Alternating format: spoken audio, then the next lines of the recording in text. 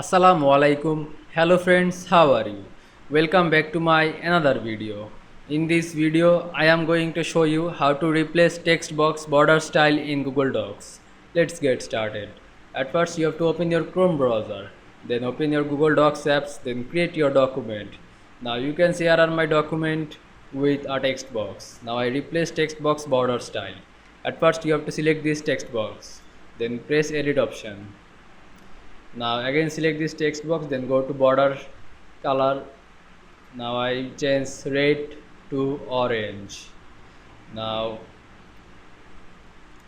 I change this border style, go to border dash. Now I choose this one. Now press save and close. Now you can see I replace text box border style in Google Docs very easily. I hope you enjoyed my video. Please like, comment, share and subscribe my channel. Thanks for watching.